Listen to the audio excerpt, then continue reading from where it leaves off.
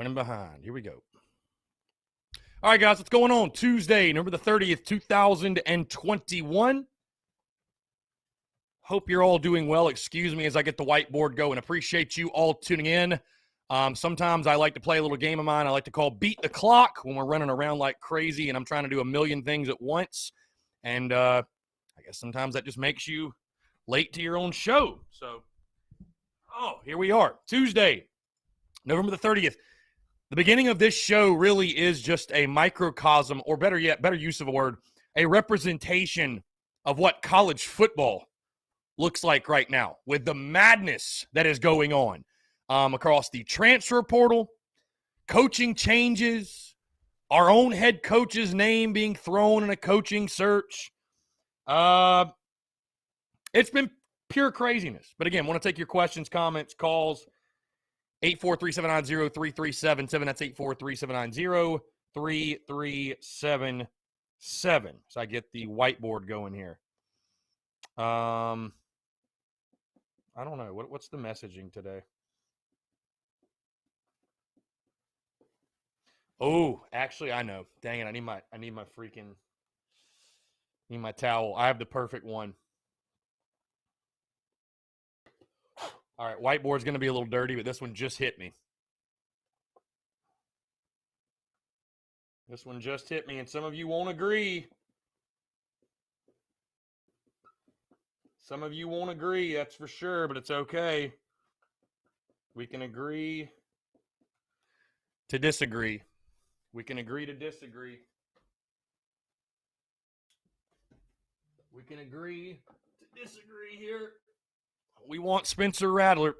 I'll take him. All right, cool. Here we go. 843-790-3377. Guys, it's 843-790-3377. I see Darius, Travi, Renee, Brian Dean, Brennan M., Cody Gaskins, John Kruger, Phil, Brian Dean, Leonard Matthews, Hunter Herlong, Luke Boyd, Travi, Brian Welch.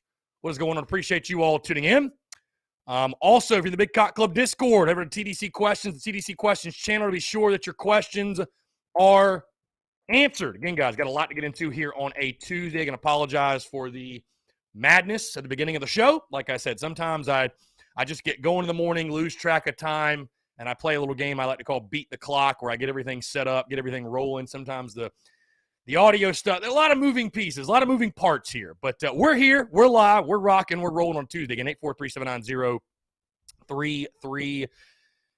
So, guys, before we get into everything, though, I do want to tell you about our friends over at Dason and Shalabi Law Firm, because the Daily Crow is presented to you by our friends at Dason and Shalabi Law Firm. Guys, they're young but experienced and aggressive attorneys. They're both former prosecutors who used to represent insurance companies, but switching sides. They both worked at larger law firms where they represented hundreds of clients at a time. And, guys, they both left to start their own law firm because they understand you're not just a line item, you're not just a number, you're a real human being, and you should be treated as such. They're a small boutique law firm that treats their clients like family. Guys, they're going to know who you are and treat you like a client and not a number. They handle injury cases that arise from car accidents and work accidents. Guys, do not try to take on the insurance company yourself. Been involved in any type of accident, no matter what it might be. The last thing you should be dealing with and worried about is dealing with paperwork, dealing with the insurance company. Let the experts over at Dason and Shalabi Law Firm handle it for you, guys. They use the latest technology to make representation efficient yet effective. Again, let them take care of everything for you. You don't even pay them unless they recover money for you. Rami's in Columbia, Curtis in Charleston. They handle cases statewide. They also offer virtual or in-person consultations at no charge. Guys, give them a call today in Columbia, 803-973-0304, or in their Somerville location, 843-388-3368. Or, of course, guys, your one-stop shop, their website, dsinjurylaw.com. That is dsinjurylaw.com for more information. Again, guys, that's our friends over at Dason and Shalabi Law Firm. Be sure to check them out and tell them that Chris from the Spurs Up Show sent you. Guys, if you guys are hearing any static in the background, let me know. The Muschamp Packers are at it again with the phone lines getting kind of wacky, and we'll try to fix this.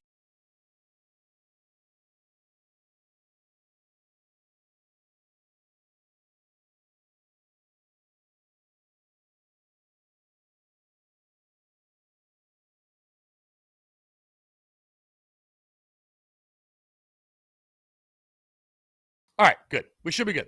All right. Anyways, 843-790-3377. That's 843-790-3377. So we can talk about whatever you want. Again, a lot going down in the world of college football. Yes, I'll tell you what, guys, too. This time last year, of course, we were sort of on the other side of it, and we were on the outside, or not right now, we're on the outside looking. Last year, we were on the inside, right? We were the ones going through a coaching search and hearing all the rumors and hearing all the names and all those different things. It feels, as much fun as last year was, it feels good to be on this side and not be going through the drama, not be dealing with who's going where, whatever. So I think we're safe. Again, I have not even 1% of worry that Shane Beamer is going anywhere. It's not. I think Brent Venables is going to be their next head coach, Oklahoma. So the only question I think that South Carolina has right now is what's the status of the current staff we have together. That's it. Shane Beamer's going nowhere. I don't really see anyone online really worrying necessarily. I haven't seen that. Again, it's been kind of funny. Like if you've ever seen, I don't know, there's like a specific GIF or specific meme or something like that. There's a specific meme where like it's a person basically just like minding their own business. And in the background, like everything's falling apart, burning buildings, all that. That's how I felt kind of yesterday making content. I was like, everything's going nuts in college ball. And I'm just kind of minding my own business, going to the women's basketball game, just living in our little bubble. 6-6, we're going to a bowl game. So, but yeah, some madness in college ball. Yeah, Brian Dean. Yeah, again, Shane Beamer's not going anywhere. Guys, it's a non-story. It's a non-story. Again, right now, when coaching searches are going down and shit's hitting the fan, everybody's going to say this guy, that guy.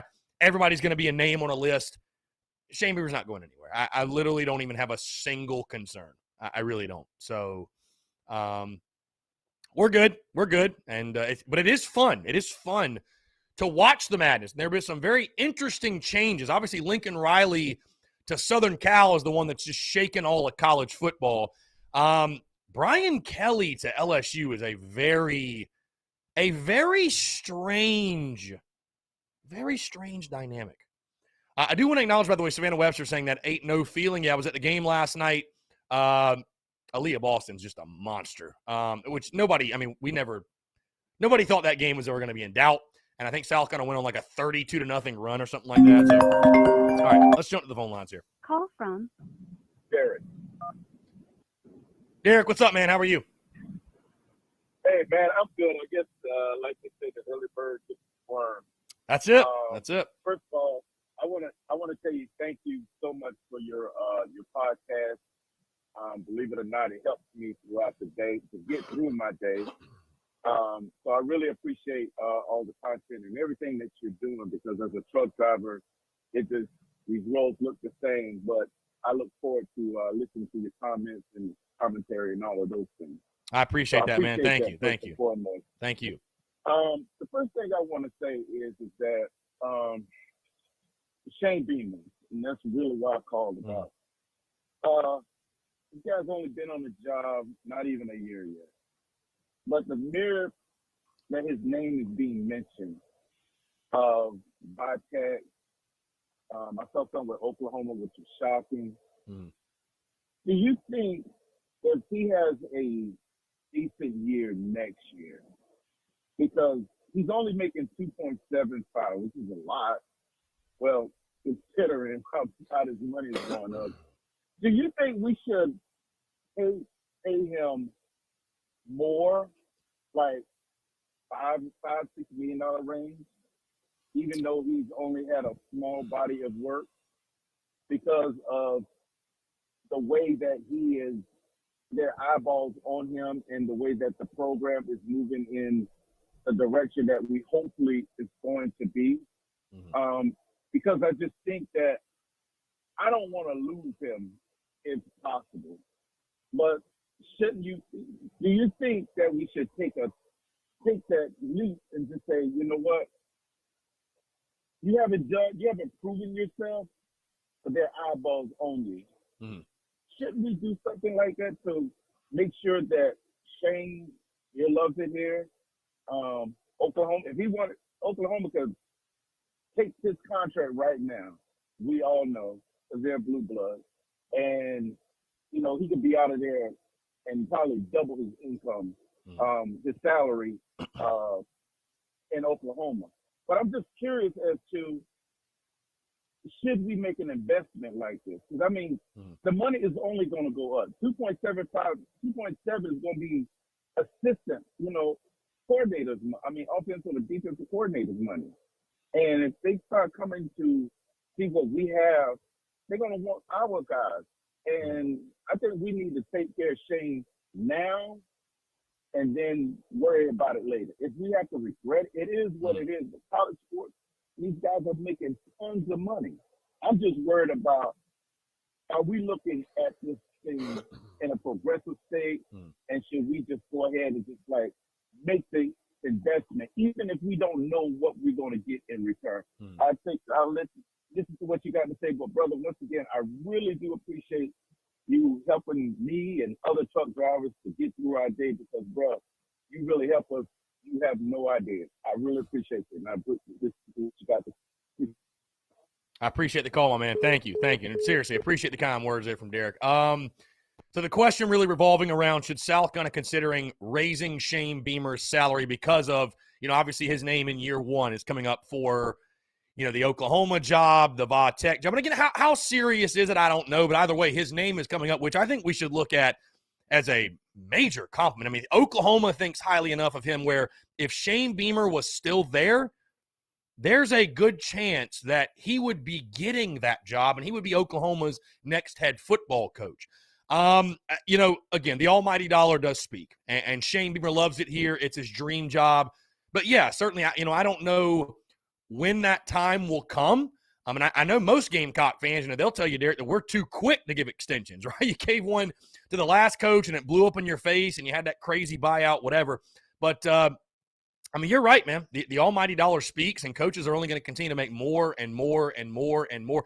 So, yeah, at some point especially, from what I heard, Shane Beamer knew and he acknowledged that the reason he was willing to take so much less than maybe he could have gotten was he wanted to pay his staff more, and he knew, hey, we win, we're all going to get paid. You win, you'll get paid, right?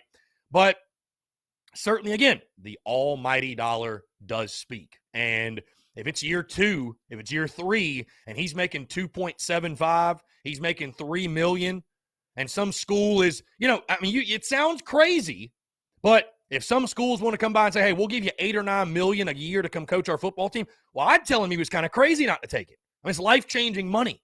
So, at some point, yeah, I'm sure when that time comes, if that time comes, Shane Beamer will give South Carolina the opportunity to match that offer or raise what they're paying him or what have you. And again, I make this point not to throw shade at anyone or to, to throw any type of shade, but it is a fact. We are at a point right now, guys, where the women's basketball coach at the University of South Carolina is getting paid more money than the head football coach. Does Shane Beamer want to live like that forever? Does he want to be in that type of situation forever? Because there's other schools that will pay him more money, that's for sure. There's other schools that will pay him more money. So, again, you could talk about families well off. Money's not a factor. Money's a factor to everybody, okay? Money's a factor to everyone. And, I kind of look at it from like the professional athlete scope where people are saying, oh, why is this person strong-arming for this contract and this much money? On one hand, I get what you're saying. They're already rich. On the other hand, go get your money. But I think South Carolina will do what it takes to keep him. I'm not worried about that at all. All right, let's jump to Phil's call. Phil, what's going on, man? How are you? Pretty good, my brother. How you doing? I'm doing well, man. Appreciate you asking. What's up? I just wanted to congratulate the women's basketball team on an amazing victory last night. Aaliyah Balson is the real deal. Best center in college women's basketball, maybe the best player in college women's basketball overall. Very lucky to have Dawn Staley. She should be making more money than Shane Beamer right now. And everybody's going to yell at me and say, well, Phil, obviously the football earnings are, eclipsed women's basketball. But Shane Beamer doesn't have a national championship. It's been year one. He's won 6 games. So to say that he should be in the running, or people are, making these rumors about him being in the running for Oklahoma job, and we should re-up Shane Beamer and give him a contract extension after 1 year. Y'all put the joint down. I mean, seriously. Most people in college football, fans out there, just in general, had no idea who the hell Shane Beamer was last year when he got hired at South Carolina. The last name rings a bell, but they didn't know who the hell he was. Okay?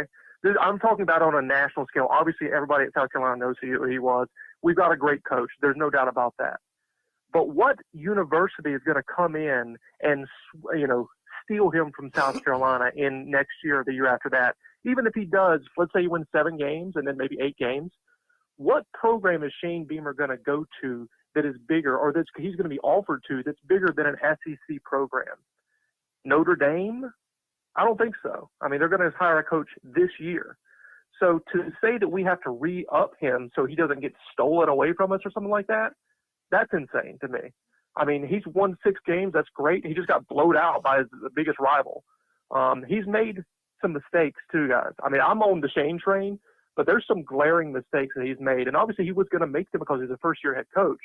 But, let's not look at Shane Beamer as the finished product right now. We don't have gold in our hands right now.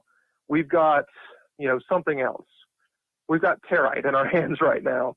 I just don't understand the idea of, giving this guy a contract extension now to avoid any type of school coming in. He's not going to get the Oklahoma job. There's no way. If Venables is up for that job, he's going to get that job over Shane Beamer. There's no doubt about it. I mean, I'm the number one Tater hater. Everybody knows this. But that man has done an excellent job at Clemson down up the road, consistently year in and year out. I think he's like one of the highest paid assistant coaches or coordinators in the country. Mm-hmm. Yeah. Like, that's the name that Oklahoma goes after, guys. They're going after a big name. They're not going after Shane Beamer. It's not going to happen. Okay? We don't have to worry about that. So he can stay on his contract as is right now. That's a 6-6 contract that he's on right now. To pay him more now, if this thing goes south in a couple of years, we would be on the hook again. You guys remember Will Muschamp? Kind of a chubby fella, black hair, kind of an idiot. Yeah, we gave him a big contract extension, and then now we're on the hook for that money. After he did okay, and then, Ray Tanner, God bless him, great baseball coach, legend, should have a statue, felt inclined to give this guy a contract, and now we're paying him, $16 million? Y'all got to keep that in mind. So pump the brakes on this stuff, seriously. And I love it, Phil. I do want to make the point. I was not insinuating that we give him an extension or even a raise for that matter, because you said, it is right. I get where the previous caller was coming from in the sense. I mean, Shane Beamer's contract it's just a fact. I wasn't also, like I said, I wasn't trying to throw any slight at Dawn because, like you said, she's won a national title and she deserves the money she's getting, deserves every penny. They might go undefeated this year, but. Yeah, I mean, Shane Beamer, in reality, he's one of the lowest paid coaches in the SEC. But, again, he took the job knowing if they win that they'll all get paid, and that is a fact. I mean, God, if it's year 3, 4, whatever, and they go win 10 games, 11 games, they go to an SEC championship, God forbid, they're going to get paid. I mean, whatever. So I think it'll take care of itself. I definitely think, God, you would, we've talked a lot about, I know you and I specifically have talked a lot about the adults in the room and those in charge of the University of South Carolina and their decision-making or lack thereof. So I would like to think the adults in the room, we all learned a valuable lesson from the last guy. And, yeah, certainly you don't hand out extensions or hand out trophies after year 2 or even year 3 for going 7-5 or 8-4. I think you just kind of let it play out. I think, obviously, you have to – and this is a given. This is a no-brainer statement. But obviously, if you have to work a contract where it's like, okay, you have 4 years out because you need to be able to go on a recruiting trail and tell a recruit, I'm going to be here for 4 years. So be it. But yeah, you don't throw a crazy 7-8 year blank $1 million extension in somebody's lap just for. So I agree with that. So, but it is interesting because again, it's just like I was talking to a buddy about this last night. It's like, again, the almighty dollar speaks, man. It's like, this is kind of a separate thing, but being a recruit right now I think it's the best thing ever, but it'd also be the worst thing because it's the best thing because you have social media and you have unlimited contacts and you have the attention, but also, man, it's just coaches. I mean, people I know there's very few, but some will still complain about the transfer portal. But, dude, coaches are just upping and leaving. I mean, just like nothing. I mean, Yeah. Brian Kelly's leaving Notre Dame, and they're chasing the playoff. So, I mean, it's crazy, man. The dollar talks for some of these coaches, and Muschamp was one of them. The dollar talks. Mm-hmm. So, hopefully we do get to a point where we're saying, okay, we got to bump up Shane Beamer's salary because he's winning and he's highly sought after. That would be a great problem for us to have. Let's get to the winning part first, though. Absolutely, yep, for sure. I agree with that 1,000%. And ultimately, we've got to see how this thing shakes out. And I'm right there for it. I'm on the Shane train. But there's no reason to extend him at this point. That's all I got for you today. Go Cox. Appreciate it, Phil. Thank you so much, man. Appreciate the call. 843-790-3377. That's 843-790-3377. Again, I want to reiterate, in no way, shape, or form was I saying that Dawn Staley shouldn't be getting paid every single penny she's getting, because she should, because she's won a national title. She's probably going to win another one this year. They were number one when COVID hit. They probably would have won another one. So, not saying that. But what I'm just pointing out is what the first caller said, and I understand the point he was making. What the first caller was bringing up, at some point you are going to have to pay him more. If you want to keep him around, if he's winning, if Shane Beamer turns into the guy we think he is, we think he's going to be, then, we're going to have – and I think that's a no-brainer statement, right? You're going to have to at some point. But again, you would hope you really learned a valuable lesson from the first guy, which is – and I think it's a completely different scenario, too. I think it is. Call from All right, back to the phone lines. Here we go. Zachary, what's up, man? How are you? I'm good, Chris. How about you? I'm doing well, man. Appreciate you asking. What's up? Chris, I was not planning on calling back-to-back days, but, I just had to so I can revel in the fact that our friend Bobo the Clown is no longer in Athens. Yeah, I know there were a lot of Gamecock fans that are not shedding a tear today over that, and I think that's putting it lightly. But I'll tell you, man, that Bobo news, I was surprised. I know there were, and I got to talk to Auburn fans before our game when we played them at home, and they seemed like they were okay with him. So I was a little bit surprised. Not gonna lie to you, I was a bit surprised. So, I don't know, man. We'll see if he lands on his feet, I guess. Whatever. I know Gamecock fans don't really give a darn either way, but that was a little bit surprising news. Yeah, I had to double check real quick. I was like after all they went through just to steal him from us, and they went and did this. It honestly feel like what was the point at the end of the day? Yeah. Yeah, karma works in beautiful ways, man. Yeah, hardest thing, I guess he thought when he stole him away, he thought he was making the best move for the program. Mm. Bobo has SEC experience. He's had highly rated offenses, but at the end of the day, you stole him from a 2-8 team, whose coach got fired in the middle of the year. So it's kind of like, and I guess you can argue, well, Auburn fans can point out and be like, well, you had the SEC lead in rusher last year. I'm like, that is a valid point, and you can some can make some arguments if we had some, decent wide, like more than one decent wide receiver, the offense could have been more explosive. Those are all valid points, right. But at the end of the day, you got what you got on the field, and right. And that's just it at the end of the day. Well, again, yeah. What's kind of funny, and last year was unlike any other year we've ever seen in college football. But people love to, and I know we're going to get into offensive coordinator talk today, but people love to say, like, oh, man, if we'd have just had Mike Bobo this year, the offense sucked last year too. I know Kevin Harris ran for 1,000. That's all fine and dandy, but the offense wasn't good last year. Gamecock fans hated Mike Bobo for the most part before he left and did the shady stuff. So, again, I know that recency bias of Satterfield, oh, my God, he's the worst. Anybody's better. Is that really true, though? Is it really true? Again, you look at last year, Kevin Harris was awesome. Outside of that, we went 2-8 for a reason. We scored over 30 points one time. So I don't think Bobo was really the answer either. Yeah. So yeah, but yeah,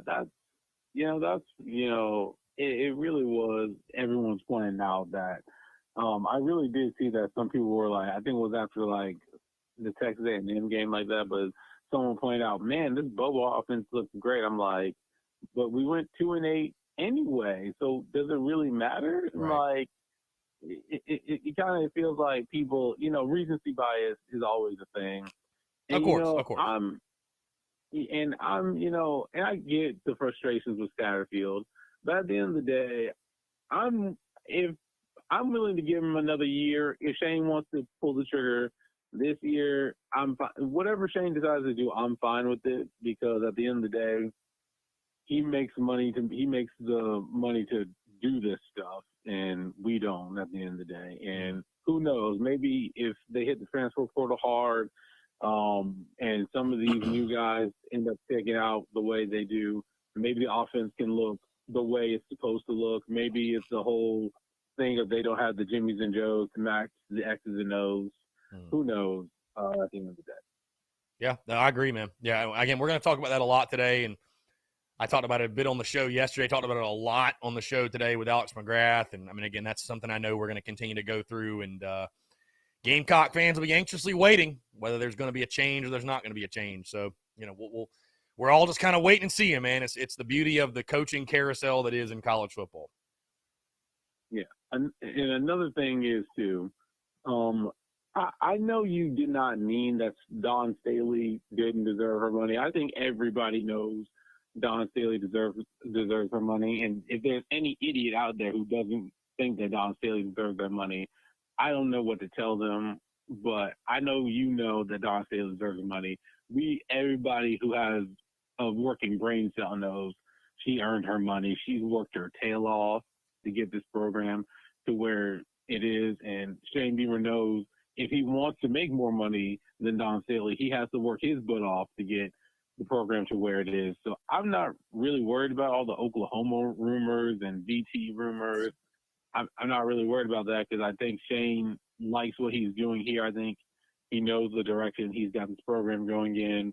And like you said, if Oklahoma's looking at like the previous caller said, if Oklahoma's looking at anyone, they're probably looking at Venables, which I've heard rumors that Venables has agreed to the job. I don't know if that's true, but, rumors are swirling around like crazy. If you told me that the Oklahoma job would be available, I thought you would have been crazy in the first place. And to say the Notre Dame job's available too, I thought you would have been crazy to say all that. Yeah, I don't think anybody saw Lincoln Riley going to Southern Cal, or I don't know, man. I just think freaking Kelly going to LSU is that's a strange fit, but maybe it'll work for him. I don't know, maybe it'll work. But I mean, he's done a hell of a job there. So I mean, the coaching powers in the SEC. I mean, there's some big time names. So yeah, best conference in college football. You get the best coaches. Bottom line. Yeah. And last thing, I saw your post about us becoming the Cleveland Browns. I mean, we've had a lot of quarterbacks, mostly injuries. With Jake Bentley, it was an injury. And then, before Jake Bentley, it was inconsistent play. But after Jake Bentley, it was like a lot of things like injuries and, stuff like that. So I don't think we're becoming the Cleveland Browns of college football, because the Cleveland Browns basically got to where they were because of terrible, inconsistent quarterback play.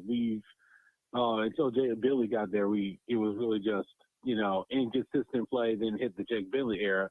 Then after that, it's just injuries and all that. So. Yeah, I mean, a lot of it has been injuries, but it is just crazy when you look at the numbers, and 11 guys have started at that position over the past 6 years. I mean, it's just nuts, man. Just nuts. And I mean, we can all – I know we'll talk Adkins, Satterfield, staff changes. I mean, but you got to find that guy. You got to find a true QB1. And miss me with I like Jason Brown. Miss me with that talk. Is Luke Doty that guy? I don't know. Is Braden Davis? I don't know. But you got to find him. You got to find QB1. You got to find that game changer. You haven't had a quarterback drafted from South Carolina since 1989. You got to find that guy. You have to. If you're ever going to enter the national conversation, there ain't a team nationally outside of probably Georgia that doesn't have that guy. And I mean, you could argue Stetson Bennett's been a good player for them. So got to have that guy, man. If you don't have a quarterback, you don't have a chance. And, I'm not saying we haven't had some decent ones, but, man, I really miss having true QB1 where we knew week in, week out, this is our leader. This is who we're rallying around. This is who we're rolling with the next 3 or 4 years. So I don't know. I think that's got to be near the top of Shane Beamer's priority list to find that guy. Yeah. I was saying this mostly the entire year because I wasn't sold on Jason Brown. I've had my comments. People can go back and hear them. I've had my comments on Jason Brown. I thought last Saturday that was the Jason Brown in practice that they were seeing, and Clemson turned him into that guy. That was who those coaches were seeing in practice. When everyone was clamoring for him to get on the field, I'm looking at him like that's probably why he wasn't getting in the field. He was throwing terrible interceptions and letting the defense utterly totally fool him. And like you said, is Luke Doty the guy? I don't know. Braden Davis is just going to be a freshman. I've been saying that this thing is open ever since I was saying this thing was open for a while because when Luke Doty played, we saw some instances of, possible decent quarterback play, but, he was hurt all year, and it's like you just go, no.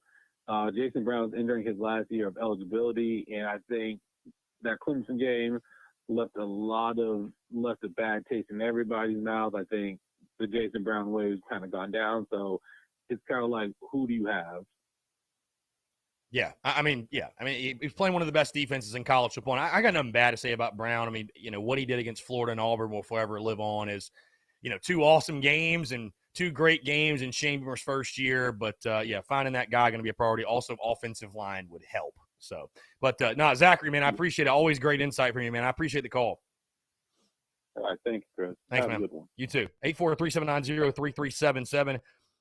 That's 843-790-3377. Taking your questions, comments, calls. Let's see. So Jay Morris, I heard transfer quarterback Jack Miller from Ohio State has been in contact with us about transferring here. Any details or thoughts on that? I heard that as well. I mean, I can tell you guys this. I'll be surprised if we don't pick up a quarterback from the transfer portal. And I can tell you this, if you're picking up a quarterback from the transfer portal, you're bringing him in for one reason. That is to start. So, and I know, let's see, I think Keith, was it Keith? Yeah, Keith, no one even mentions Colton. I don't know, Keith. I don't know why. I can tell you this, though. You bring in a guy from the transfer portal, Colton Gauthier is probably see you later, probably going to hit the transfer portal himself. Because, again, the day and age of guys waiting it out and hoping they play, that's gone. That's gone. The transfer portal is giving guys options to go somewhere else and go play immediately. But you got to go find that guy. I mean, again, you got more problems than the quarterback position. Definitely. No doubt. You need to get your offensive line figured out. You need to get playmakers on the outside. But people talk about, well, you need this coordinator to make it attractive to come play here. You know what else makes it attractive? Having a big-time QB. If I'm a receiver, you think I want to go somewhere where they don't even know who the quarterback is? And my quarterback's going to be inconsistent? He can't get the ball to me? Hell no. I want to go somewhere where the guy's legit gunslinger. I know I'm going to get the ball. So it all works together. You know what I mean? It all works hand in hand. Let's see. Let's jump back to the TDC question channel. Phil says, daily weather report for New Hampshire, 37 degrees and partly cloudy. Yeah, it's cold here too, Phil. I'm not a fan. Not a fan. Keith says, do you think we need to increase our recruiting budget to win? Wouldn't hurt. Wouldn't hurt. Would not hurt. Would not hurt at all. I mean, dude, it's the transfer portal is just the wild, wild west, man. It's not gonna. I mean, this is just guys. This is just the beginning. This is just the beginning. Because I know there's so many questions I see from you. Who are we going after? Are we talking to this guy? Guys, I don't know. Like, there's so many dudes we could be talking to, not talking to. There could be guys, Shane Beamer's texting right now, calling them. Our other coaches are calling. Who knows, man? Everybody's fair game. Everyone. So I just hope that Shane, and I know and I'm confident that Shane Beamer is getting in touch with the guys that we need to be successful. Bottom line. I saw Lance Player bring it up, which, Lance, appreciate you tuning in, my man. I saw Lance Player bring it up, though, about the conversation I had today with Alex McGrath regarding Marcus Satterfield. And I posted this clip yesterday on social media about my really just my thoughts and my overall feelings on the offensive coordinator situation and what should happen. Number one, I trust Shane Beamer to make the right decision. People talk about he wants to be here. It's not about money. If you believe that, okay, because that's what we all thought, right? When he first got hired, he wants to be here. He loves this place. It's his dream job. Well, then you have to trust that he's going to do whatever is necessary to move this program forward on a positive trajectory. You either agree with that or you do not. There's no middle ground. And I believe he will do that. Now, with that being said, I said it yesterday on social media. I'll say it again. Alex McGrath agreed with me. One of two things needs to happen. If you can find a guy who is a massive upgrade and he's proven, which Todd Smith, thank you for the super chat. You, my friend, are proven. Legend. Thank you, Todd. If you want to support the business, support the channel, support the content, you can do so on YouTube, super chat, super stickers. Appreciate you all. But again, if you can find a guy who's proven a major, massive upgrade, if that guy is out there, if you can go get him, which he might be, we don't know yet, guys. The regular season just ended 3 days ago. So it's a lot of time, right? A lot can happen. If that guy's out there and you can get him, you can throw the bag at him, go get him. Go get him. I'm cool with that. I'm on the Shane train. I'm not on the Marcus Satterfield anything. We all just want to score points and win. And the numbers don't lie. You didn't do that. Again, was that all on Satterfield in my opinion? I don't think so. But the bottom line is this. His name is on that offense. His name's on it. Like it or not, too much of the credit, too much of the blame. Well, guess what? You're getting the blame. 21 points per game, don't lie. 13th in the SEC. Again, I don't want to hear from any of the Facebook coaches, Coach Ford, nobody, about scheme. Like, I'm sure you know a lot about scheme. That's why you're coaching football right now. But to your credit, stats don't lie. Stats don't lie. You didn't get the job done. Bottom line, you didn't get the job done. That's it. If another guy's out there that is more proven and is a no-brainer slam dunk, go get him. I'm down. Cool. Awesome. That'll fire everybody up. Maybe it'll help in recruiting. Great. But if that guy's not there, guys, if he's not there, if you can't, for whatever reason, you can't go get him. If he's not there, what's the point?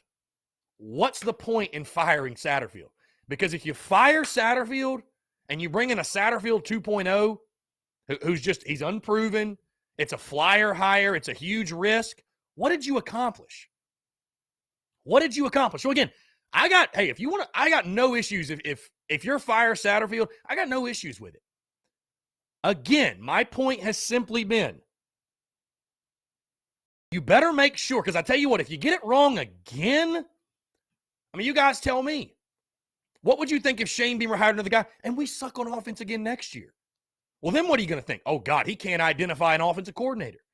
Shane Beamer doesn't know offense. He doesn't know what a good OC looks like.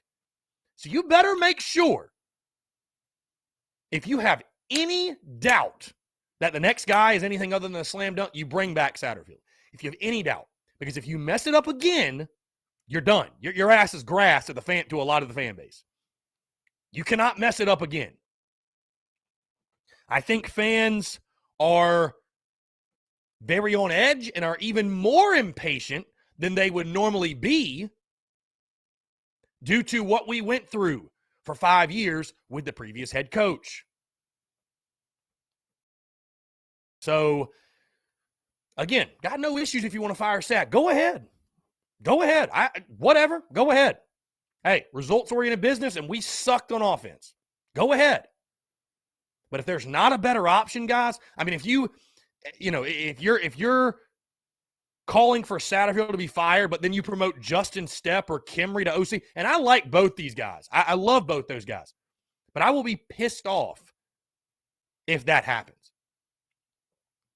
I will not be very happy. I will not. Because, again, what did you accomplish? You did nothing. You did nothing.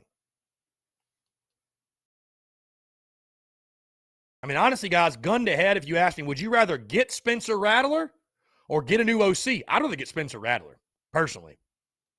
Because I tell you what, you can talk scheme, you can talk this. If you had some damn good players, I promise you the offense wouldn't have looked nearly as bad. I put 50% of the blame on Sat, and I put 50% of the blame on the players. So all parties are responsible. There were plays this year to be made that were not because of personnel. Now, Atkins, he should walk. Atkins should walk. Bottom line. Atkins should walk. And again, I'm not saying that I'm like, oh, you got to bring Sat back. That's not what I'm saying. If there's not a better option, though, you'd be foolish to just make a move because of fan pressure. Like, who gives a damn what Coach Ford says? He's going to watch next year no matter what. Fan pressure. Give me a break. Shane Beamer, guess what? You're getting paid $2.75 million. This is your decision to make. Your decision. And again, I think if you have any doubt that the next OC is not the one, you don't make a move. Because again, guys, if you mess it up again, and that's the point I made yesterday too, can you really afford? And I understand college football is cutthroat. I understand the culture of college football. It's pure madness. Head coaches are getting fired after 2 years. 2 years. But can you really afford to get in this vicious cycle of disposing of OCs like you change underwear? I mean, really? Because, again, what if you hire a guy, you get rid of Sat? Cool. Fans are happy. What if the next guy ain't worth a damn either? You going to fire him at this same time next year and just keep doing it? That's all I'm saying. You have to take that into account. I'm not sitting here telling you Satterfield's the answer. That's not what I'm saying. The long-term answer. But if the decision is, if it's between fire Satterfield now and hire an okay option that may be a little better than him, but as far as resume, still kind of an unproven flyer guy, or wait a year when there might be a much better option available, I think you wait a year. That's just me. I think you wait a year. Because again, the next one's got to be right. It has to be. It just has to be. If you hire another guy and next year the offense still stinks, it's going to be bad. It's going to be bad. It's going to be bad. And again, like I said, that I love Satterfield's play calling this year? Absolutely not. And if there's any truth to the behind the scenes of they don't get along and Justin Stepp's going to leave if he stays and this, then hey, that changes the whole dynamic. And that's something that only Shane Beamer knows. Nobody on the message board knows. Nobody in your Discord group knows. Nobody knows that. People in the building know that. And they might know. I don't know. Whatever. I'm not trying to say people don't have sources, whatever. Sources, media, whatever. Insider.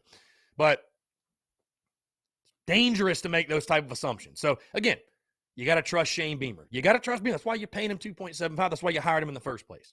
If you didn't think he could make a decision on OC and what needs to be done, then you wouldn't have hired him. And you shouldn't have hired him if he can't do that. So, you know, it'll be interesting to see how it unfolds. It'll be very interesting to see how it unfolds. Like I said, guys, you just have to make the next one if you're gonna make the move. I don't have any issues with if you do. I don't have any issues with if you do. But if you do, it has to be the right move, man. It has to be the right move. You can't afford to miss again. You can't afford to miss again. Because, again, this fan base is already, the fuse is so short because of the last guy, which is unfair. It is. It's unfair. You know, I feel like in the last coach's tenure, people were making excuses like, well, the offense, we had a freshman this and inexperienced that and this and that and whatever. And now it's like, you know, we had a GA starting at quarterback half the year, and then we had a third stringer that played his ball at FCS. No wonder the offense didn't look great. So, I don't know. I'm not trying to make excuses. I'm just pointing out facts. Hell, QB1, our QB1 going in the season, dude was never even healthy at any point. Was never 100% healthy. So I just let me put it to you this way too. Let me rephrase it this way. I don't care who you go get at OC. I don't care who you go get. If you bring back the same exact roster, there's not an OC in America that can snap his fingers and this offense score 35 a game. There's nobody. There's nobody out there, guys. If you don't have the players to do it, it ain't going to get done. So I'm just saying it's more than play calling. Play calling is an issue, but it's more than that. And again, that's why I said if I had a gun to my head and say, hey, you can either have Spencer Rattler or you can get a new OC, I'm taking Rattler. I'm taking Rattler. I mean, that dude's a game-changing player. And you can say whatever, you can talk whatever crap you want. I understand he lost his job at Oklahoma, but he would be head and shoulders by far the best player in that quarterback room. Not even close. And you know what else? You know why I selfishly would love it? Because it would put South Carolina on the map nationally. And how long has it been since we've been on the map nationally? Everyone would be tuned into our games to see how Spencer Rattler fared. Everyone. And that would be cool. You want to talk about helping recruiting, helping the program? Imagine that. We're on the national spotlight every week. I think that'd be pretty cool, personally. Now, will it happen? You know, again, it's a move. Those are the type of moves we never make. We never make. So, you know, I doubt it, but yeah, Travis, we need it all. We need it all. Yeah. So what about wide receivers? Omega Blake, Rico Powers, they get better in practice this year. We need wide receivers too. Yeah, we do. He says, do you believe we give Satterfield another year, even though the offense didn't improve every year? Again, Keith, just said it. Just said it, Keith. I mean, hey, you know, coach speak is coach speak, but I tell you what, listening to Shane Beamer and Marcus Satterfield and their pressers, they sound like to me they believe in the scheme. They believe in the system. Sounds like to me they think it's players. And again, that might just be coach speak, but I tell you what, they defended the hell out of his system. Even the fans. Who can forget? Even to all of you commenting. I'd have to scroll back and find it on Instagram, which I might just do that right now.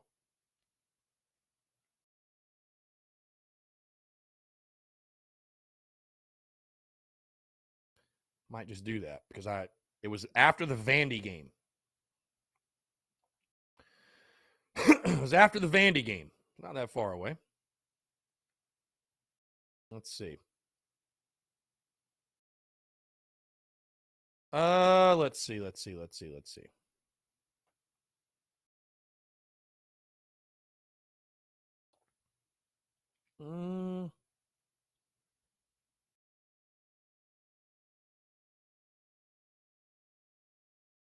Here we go. This was I think this was after Vandy. I believe so. Yeah, it was after Vandy. Beamer said, quote, I don't know what the message boards are saying, but I'm sure they're nuclear about bad play calling. Well, I don't know what play calls are bad on Saturday, so help me out. Again, they defended the hell out of the scheme, the play calling. They think it's players. Read between the lines, folks. Read between the lines. Again, 843-790-3377. Guys, that's 843-790-3377. We're going to take our first break of the day. I want to continue to hear from you on Marcus Satterfield, Greg Atkins, the craziness in college football. What a last 24, 48 hours or so it has been. Yeah, we'd love to hear your thoughts on it. Again, 843-790-3377. More your questions, your comments, your calls, and more on the other side. You're tuned in to the Daily Crow.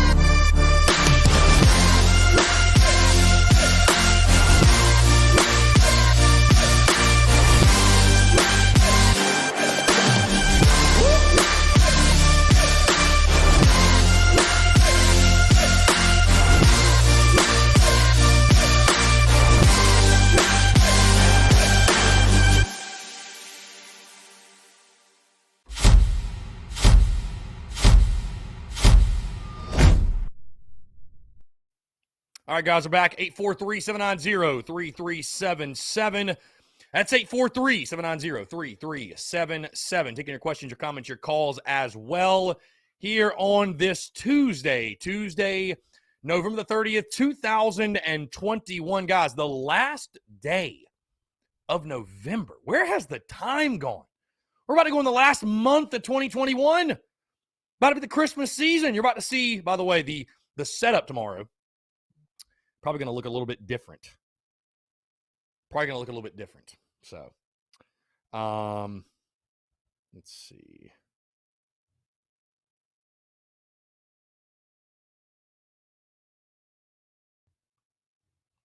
Okay. We'll see what happens. Again, guys, I would just say be patient. I would just say be patient.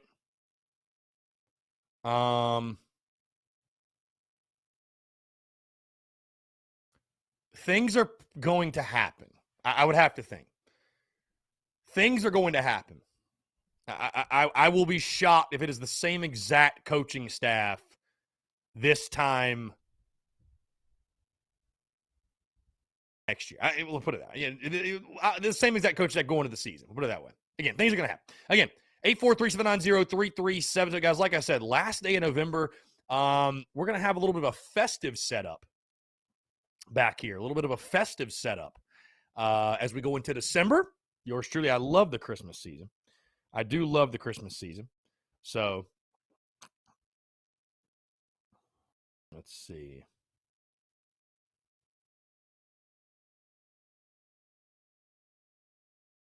Yeah, I got people blowing up my phone right now. Jeff Golders, no, Beamer's not having a presser today.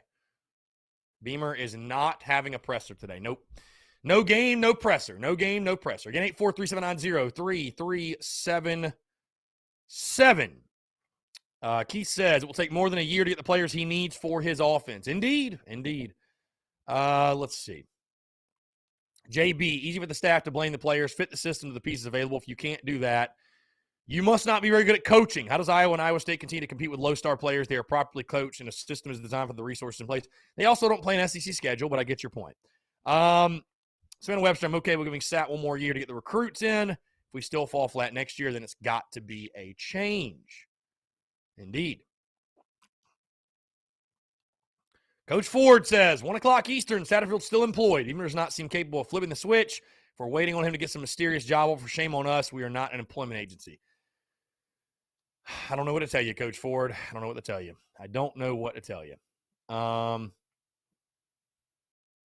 Yeah, like I said, I think we should just start a new system where fans get to pick the play before every play on an app or something like that, and they just run that play. So I don't know. Again, who knows? We're all just kind of sitting and waiting, Coach Ford. We're all just sitting and waiting. That's it. Robbie Davis texts in. So, what up, Chris? Hope you're doing well today. Aaliyah Boston played phenomenal last night. If she plays like that the rest of the year or close to that, I wouldn't be surprised she got Player of the Year. Go Gamecocks. Hope you have a great week, Robbie. I appreciate that, my man. Thank you. Appreciate you. Let's see.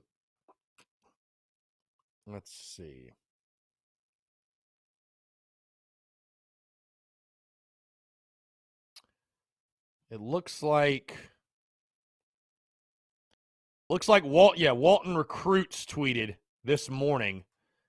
Yeah, November the 30th. This morning, honored to have Gamecock football, Shane Beamer, Greg Atkins, Satterfield on campus. So they're recruiting. So that would be very weird if they're all recruiting together and they're going to fire him. That'd be very strange. So, but hey, I'll tell you this though, man.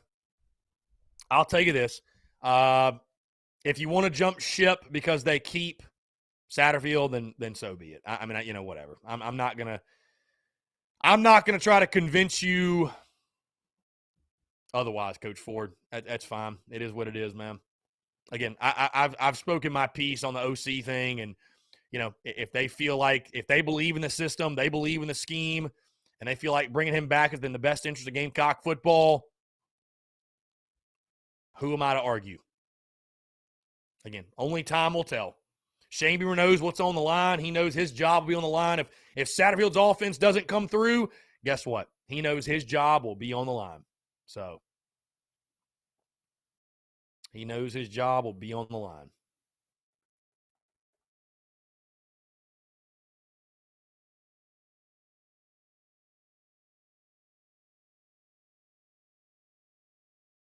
Again, guys, 843-790-337. So I'm just looking at this on Twitter. Again, so much is happening right now. It's absolutely crazy. Call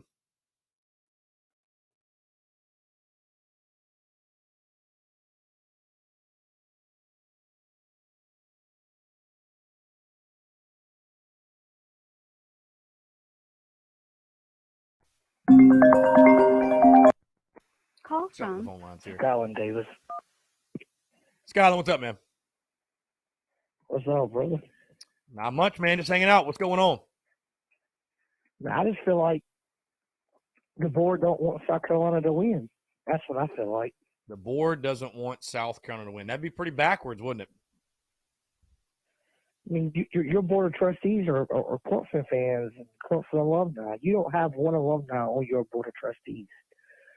When your show's over, go look up the board of trustees at South Carolina and look where they all graduated from. And you will not find one South Carolina alumni on there. It's either going to be Clemson, Georgia, South Carolina State. It's going to be different people from different universities. Can I ask you a question? Can I just play devil's advocate? Let me ask you a Go question. ahead. What if Shane Beamer, like if you could sit down and have a conversation with him behind closed doors? Let's just say we all could. Let's say he came on the Spurs Up show and he had a lie detector on. He had to tell the truth. What if Shane Beamer really just believes that Satterfield has a scheme and a system that he believes is gonna work and work at a high level? What would your response be to that? Like, what if that were the case? I'll tell him that he's going to fail, that you're not going to succeed with that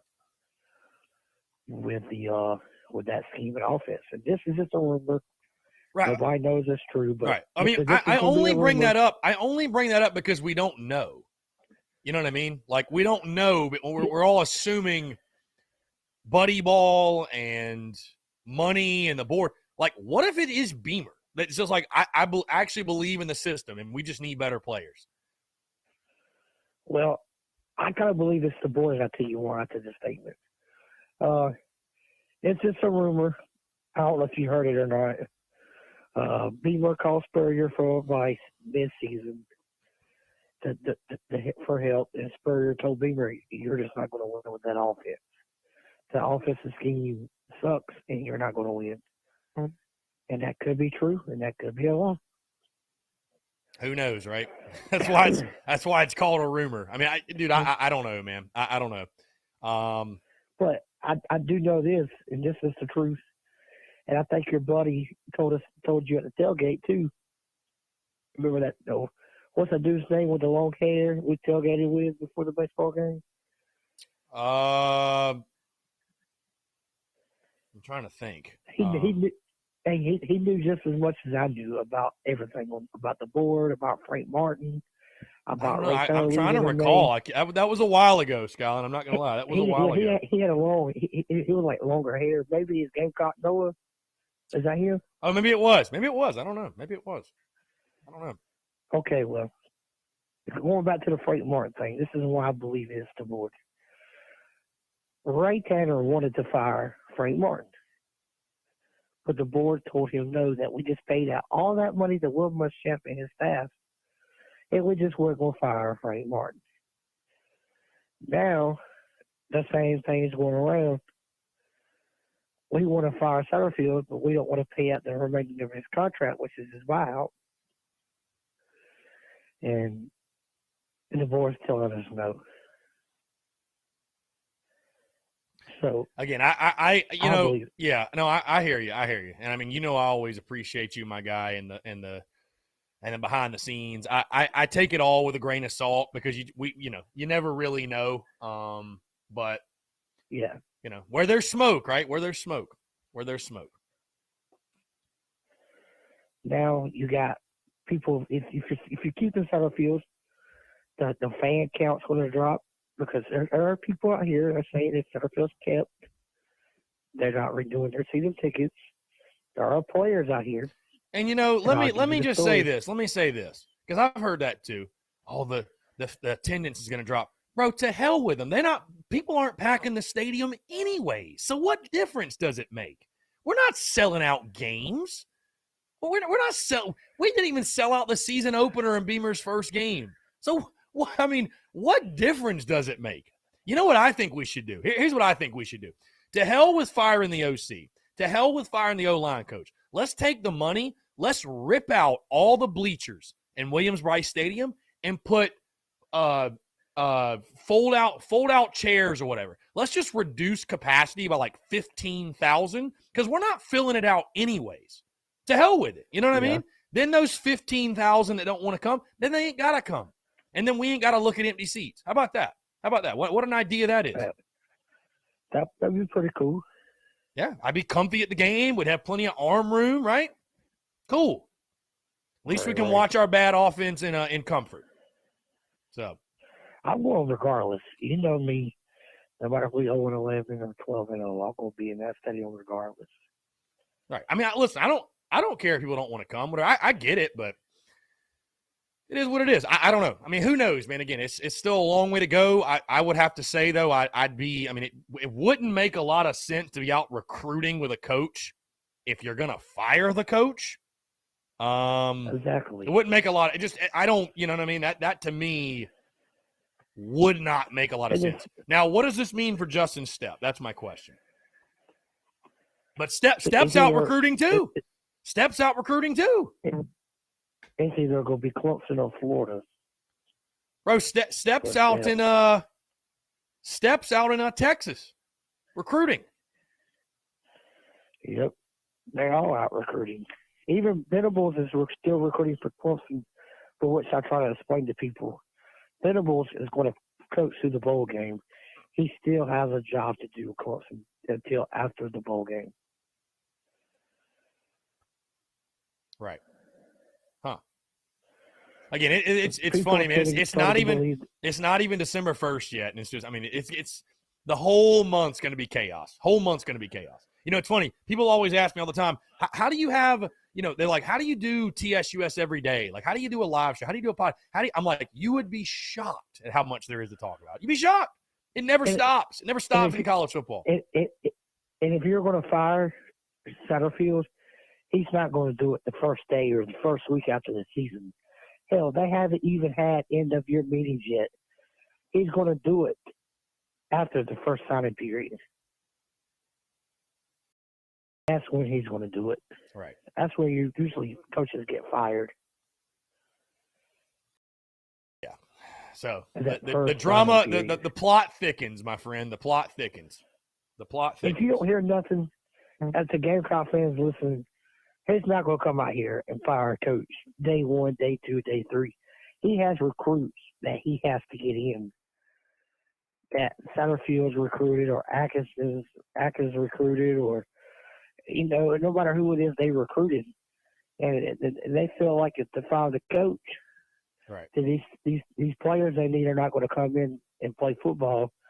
So they're going to keep him to the signing day. Now, after the first week of the early signing period is gone and you ain't heard nothing, then obviously he's going to be your OC. Mm-hmm. And the first day of the signing period, ain't it coming up soon? The early signing period you're talking about, right? Yes.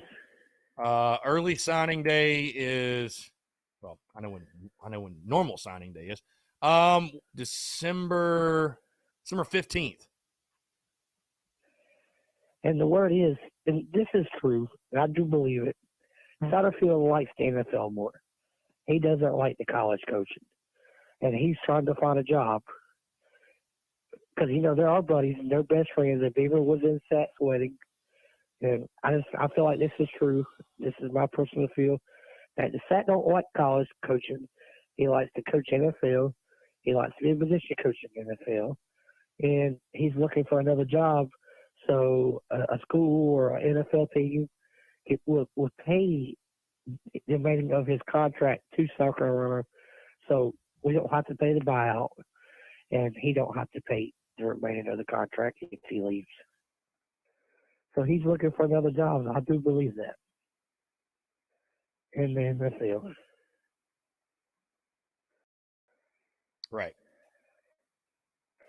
So that's just my belief. the fans on Facebook, they kill me when I try to give them early information about who's leaving. They laugh at my face. They just don't believe it. I know for a fact that what I told you last night is gone, 100%. He done took his stuff off his bio. So go look at Mr. Who I told you last night, Twitter. He done ripped everything off his Twitter. I got you. So obviously that was going to be true if you already took football player off USC, and his bio off. Right. Yeah, we'll see, man. Again, it's going to be a very interesting next month, 2 months even, with recruiting and getting the spring ball and who's coming back, who's leaving, transfer portal, coaching staff. Who knows, man? Who knows? All right. Well, So, it's just chaos. yeah, it's chaos, pure chaos. That's why we love it, pure chaos. I want him gone. I want him fired. I do feel like you're never going to win here if you got that kind of offense. Right. I feel like this year, South Carolina, you're not going to beat Clemson in recruiting. You're not going to beat Georgia in recruiting. You're not going to beat Alabama in recruiting. You have to be fun and creative. You got to go get coaches that can do more with less. If you want big name players, you just got to be fun and creative because you just you can't do what Clemson does or Georgia does. You have to go do something outside the box to get players to come to South Carolina. It's already hard enough to recruit at South Carolina, and having a coach like Stat and his scheme is just going to make it 100 times harder. Right. So I agree with the fans. Stat should be fired. I agree with the fans on a lot of things, but my personal opinion to Coach Beamer is you got to be fun and creative. And not only in the system, bring the battle armor videos back. That fans love that. Bring stuff like that back. Be fun. Be creative. Do things that catches recruits' eyes because it's already hard enough to recruit in South Carolina. Yeah. So that's my personal. Yeah, I don't totally disagree. I don't totally disagree. All right, brother. Enjoy the rest of your day. Yeah, man, I appreciate the call, Skyline. Thanks so much. 843-790-3377. That's 843-790-3377. Taking your questions, your comments, your calls. John Braddock's a serious talk, Chris. You may be onto something with reducing the seating to make for a better experience. I think we're seeing a drop in attendance because of the TV experience you can get at home. It's a very good point. I mean, maybe that's an extreme, but I mean, dude, I went to a Falcons game and I'm like, God, this would actually be really nice. These seats are great. And if we're not going to pack it out anyways, like, what's the difference? Stadiums are going to get smaller, not bigger.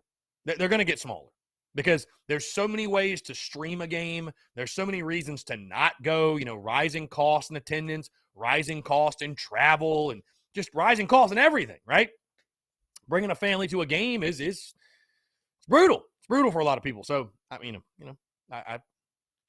it's an issue across college football, not just the University of South Carolina. Let's see. Tyrell Campbell Sr., we did win with many of the same players from last year. You can't expect that Muschamp offense to be completely dismantled in one season with limited recruiting. Regardless of the issues that we have seen, we are still going bowling. I don't think Beamer would keep someone that he thinks we would lose with. Again, I feel the same way, and if you felt differently, then why did you hire the guy in the first place? Right? If you felt like he could not make the decisions best for Gamecock football, why'd you hire him in the first place? Right, let's see what this call is about. What's going on? How are you? Oh, just another day in the life as a Gamecock fan. What a joy. Yeah, for sure, man. For sure. What's going on? Hey, I'm on the road today, so I haven't been able to keep track in the past couple of days. Does anyone have a clue what bowl we'll be going to, or a good speculation of what bowl we'll be going to? They will announce that Sunday, December the 5th, after the championship games. I can tell you some of the projections. I've seen Liberty Bowl against Kansas State, Liberty Bowl against, I think, like Texas Tech maybe or something like that. Saw one today Duke Mayo's Bowl in Charlotte against North Carolina, which I know we're kind of tired of Charlotte. I mean, it would be convenient for travel, but I'm kind of over Charlotte. Yeah, I've seen Liberty Bowl against West Virginia, so and that's in Birmingham, right? Liberty is in Memphis. Liberty's in Memphis. Oh, in Memphis. Birmingham is the Okay. Which one is Birmingham again? I forget. Or yeah, the Ticket Smarter Birmingham Bowl. That's the one in Birmingham. Now that's been a projection too. Yeah. My buddy Brad Crawford, he projected Carolina UAB in Birmingham, which I mean, I think for obvious reasons, there's a reason why none of us would want that. So, Right. yeah. But yeah, anyways. All right. Anyways, yeah. So, I mean, we'll all find out, though, December the 5th. December the 5th is when you'll find out. So. All right. we'll Sounds good, Chris. Well, you have a good day and keep on keeping on. Appreciate the content. Yeah, man, I appreciate it, man. Thank you so much for the call. Thanks so much. Yes, sir. Have a good day. You too. 843-790-3377. That's 843-790-3377. I see questions back to Travis Lee, Tyrell. There's been some rumors about some guys or a specific guy on the Gamecocks roster hitting the transfer portal after the season. Again, I don't want to dive into those rumors too much because that's all it is rumors. And until we get something concrete, guys, I mean, again, this is the time of the year where everybody's name is in every job search discussion. This is the time of year where everybody's hitting the portal. Everybody's coming to your school. I mean, who knows? Who knows? So.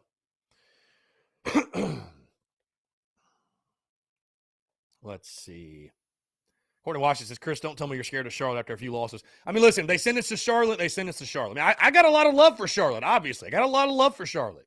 Charlotte would be a blast, but, I've had one bowl game experience, and it was in that stadium. So, and it was not fun. So, AJ Bowers. Here's AJ Bowers going out on a limb. Says, I think Marcus should get one more season. I mean, he did take over and help us get to a bowl game in year one. But if nothing gets better in year two, then he's gone. What a level-headed take, AJ. What a level-headed take. Isn't that something? You don't get many of those anymore. Yeah, I mean, I just, again, is it going to hurt my feelings if Satterfield gets fired? No, not at all. If you can go out and get a big name, go do it. But am I going to say cancel the program if Satterfield comes back next year? No. If he comes back, okay, you get another chance. The offense sucks. You'll be gone. That's it. I mean, people are acting like if we bring Satterfield back, that it's like we're locking him in for a lifetime contract. But it's quite the contrary. That's not the case. It's not the case. So, it's not totally the end of the world if he comes back. John Gibbs says, let's see. I know we've talked about firing coaches every other year, and that's not a good system. Agreed 100%, but the administration needs to fork out the money and buy us good coordinators. Coordinators is where it's at, folks. We got our head coach. That'll be our story until time has ended. Yeah, I mean, you hired Shane Beamer because you felt like, and again, that's where I really empathize with Gamecock fans, because we all felt like when Beamer was hired, that, okay, you're going to go out and get these huge coordinators and these game-changing type coordinators. And has that really happened? Hard to say that it has, right? Hard to say that it has. So.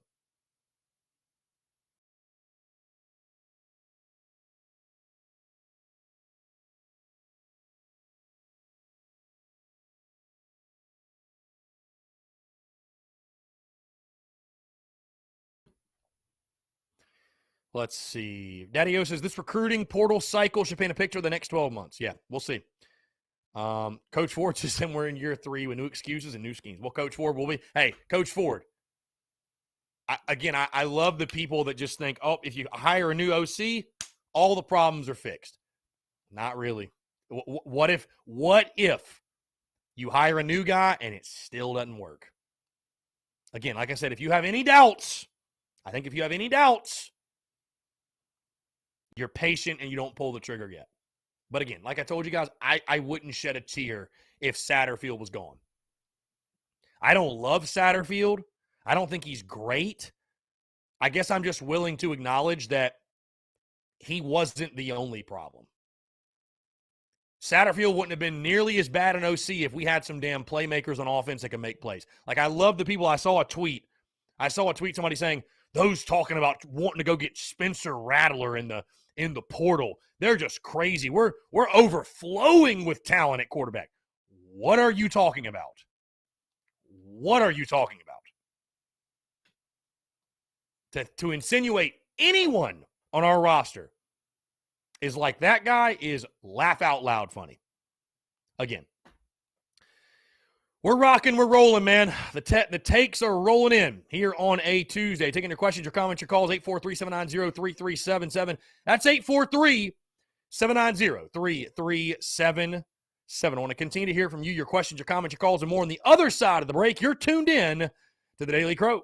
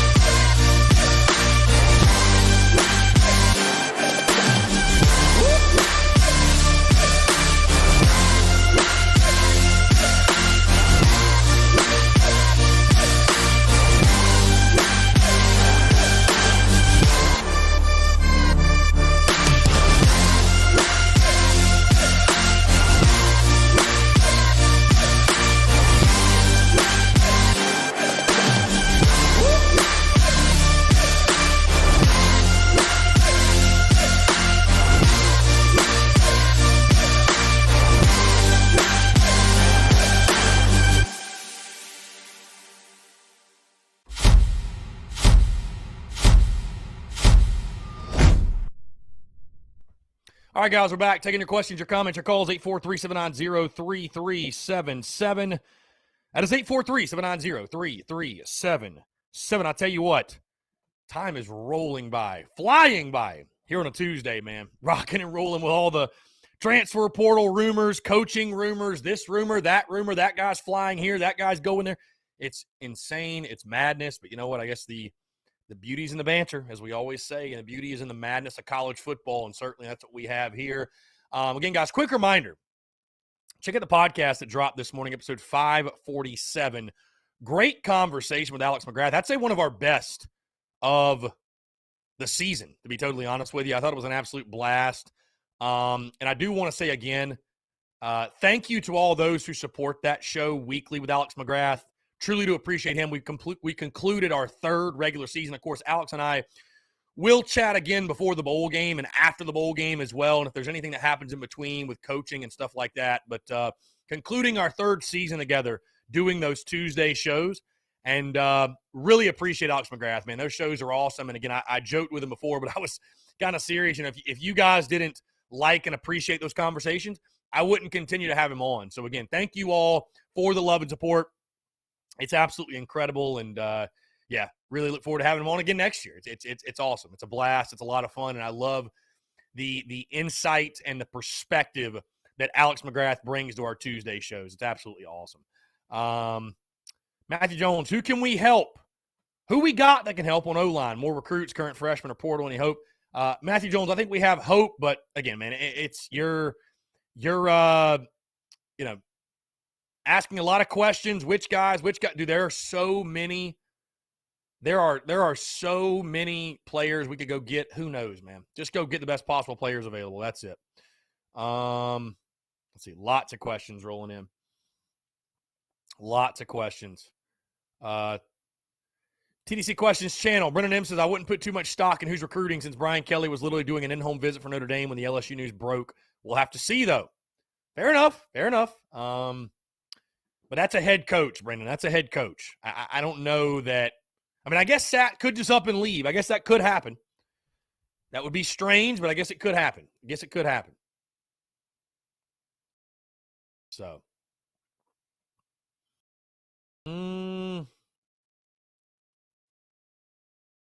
Let's see.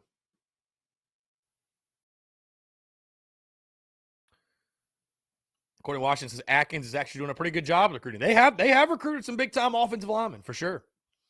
Brian Jarrett, do you think changes, if any, will be made before or after the bowl game? I would think before. I don't know, though. I don't know. It's really tough to say, man. Really tough to say. Jonathan Bowers, I've heard some rumors that players don't like Satterfield too much, nor some of the assistant coaches, that he is toxic. He's toxic, in some ways abusive with his words toward the players. If true, he should be fired on the spot. Jonathan, again, those rumors have floated around all season long. And, if there is any validity to those, then that certainly changed the dynamic of what should happen. I don't disagree with you there.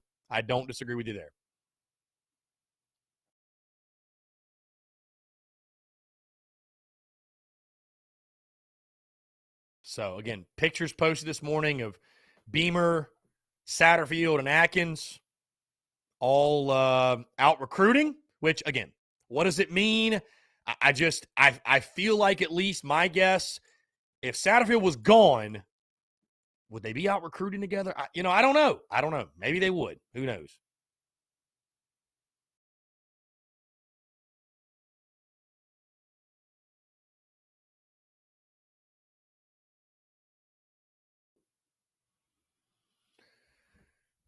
Let's see.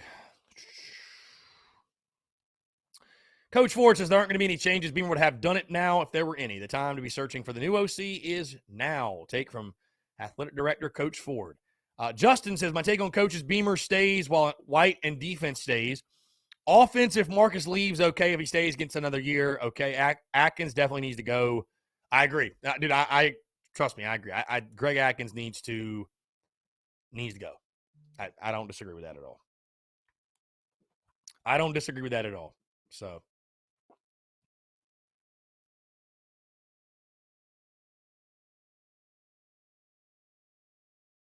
Let's see. Tell you what, I'll tell you what, man.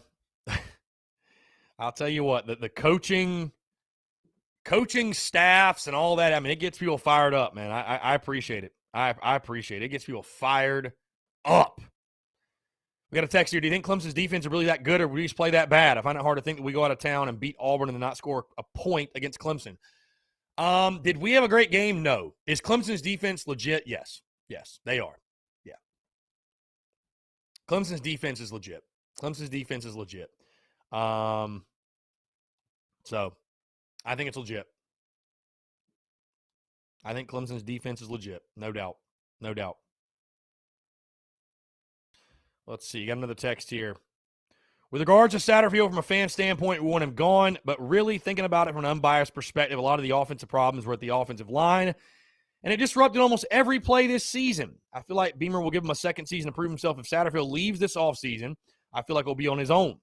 Beamer has a plan, and it better work, because going 6-6 year one sets a precedent where if we go 5-7 next season, which is entirely possible, it will put him on the hot seat, so to speak. Man, we're already talking Shane Beamer hot seat. Good God. Another text here. Why are people worried about Beamer leaving for Oklahoma? He loves South Carolina. No way Beamer leaves yet. No chance he'll leave. Coach Ford says, you want Atkins gone but lukewarm on Satterfield. Is it talent or coaching? Great question, Coach Ford. Listen, I don't think the coaching from Satterfield was great either. I don't think the play calling was an A+.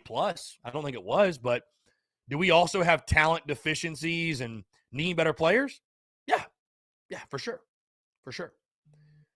Now, why am I more, again, if they bring back Atkins, am I going to say Shane Beamer's not the guy and cancel the program? No, I'm not. But why am I more apt to say get rid of Atkins than Satterfield? Well, I mean, Atkins is a position coach, bro. He's a position coach. You have one job. It's to coach technique. So, I mean, the offensive line was atrocious, no question. And I don't think Greg Atkins will most likely, guys. I don't think he'll be back next year.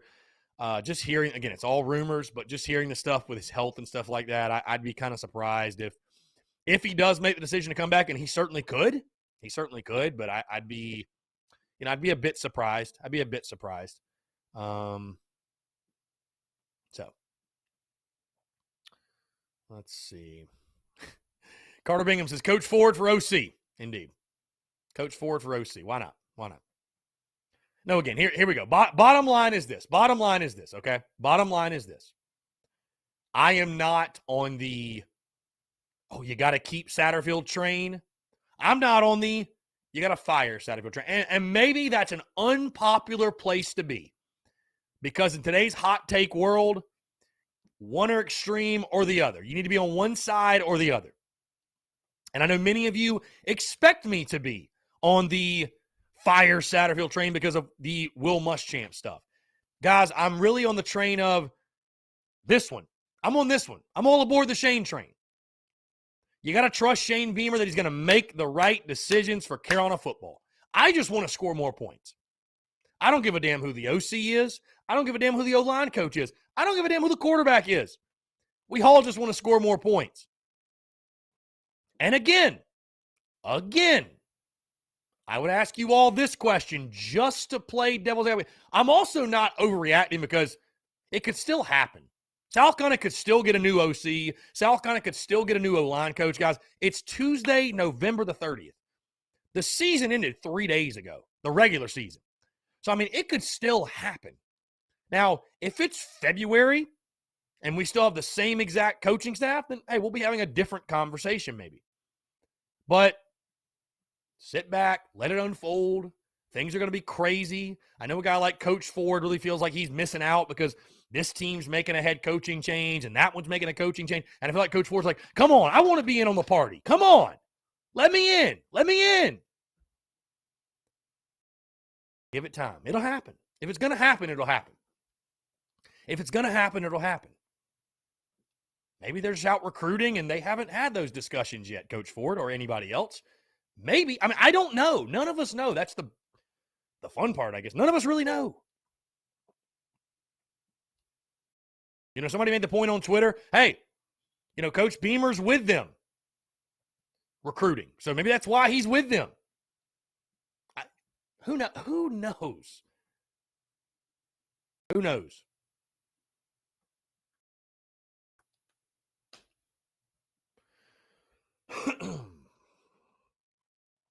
Again, I got no love or whatever or distaste even for Satterfield. Like I'm not like again, you got to keep him or you got to fire him.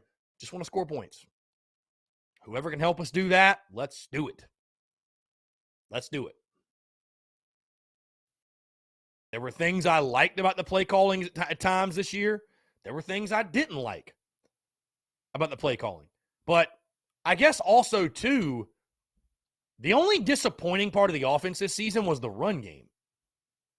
I mean, outside of that, I didn't expect the offense to be great. I certainly didn't expect the offense to be great without Luke Doty. I didn't. Again, I'm not trying to make excuses, guys, but that is it's shocking to me. No, it's not. It's a little bit surprising how people are just not willing to say, well, we also did have a graduate assistant that wasn't on the roster starting at quarterback for a lot of the year. And then we had Jason Brown, who was an FCS quarterback, starting the rest of the year. I'm not trying to make excuses. I'm just pointing out a fact.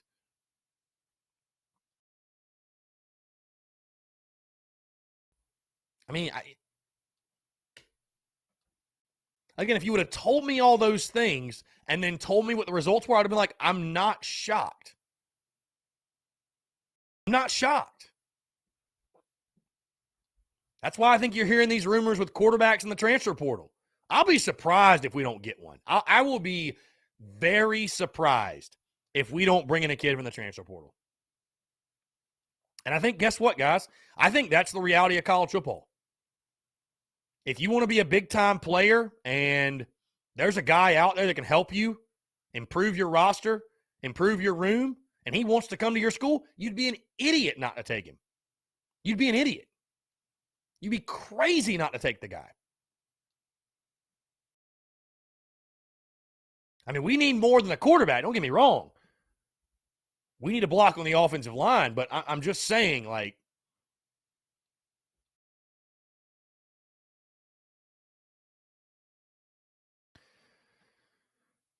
Larry Gorintos says, what's more frustrating is the quarterbacks we could have be better, but it comes down to inconsistent play calling, confused O-line, players that appear to be lost. That is coaching. Maybe they're just not good players, Larry. Just to play devil's advocate again. Maybe they're just not good players. I mean, Shane Beamer and Marcus Satterfield, again, if you read between the lines, they seem pretty damn convinced all season long that we need better players. They said it all year long. All year long. And I'm not trying to dog the guys on the roster. They said it all year long. We got to go recruit. We got to go recruit. We got to hit the road recruiting. We got to go get some ball players. We got to go recruit.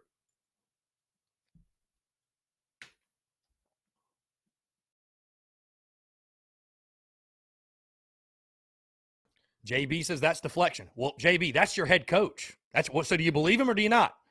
Is your head coach a deflector? He's your head coach, JB. He's our head coach. He's your head football coach. So what do you think of that, JB?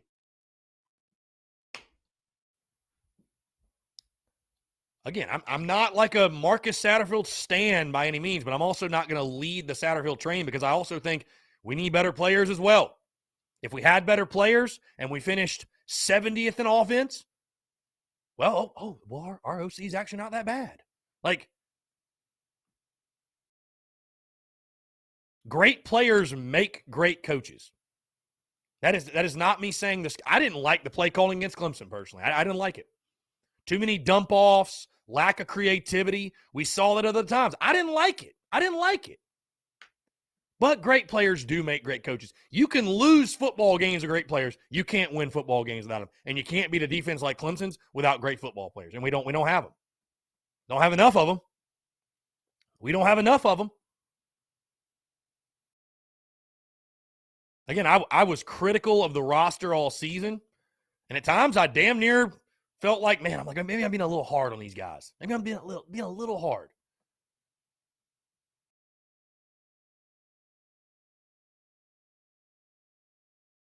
Again, I will not shed a tear if Marcus Satterfield's relieved of his duties. I will not shed a tear, guys. I don't know if it's going to happen. You don't know if it's going to happen.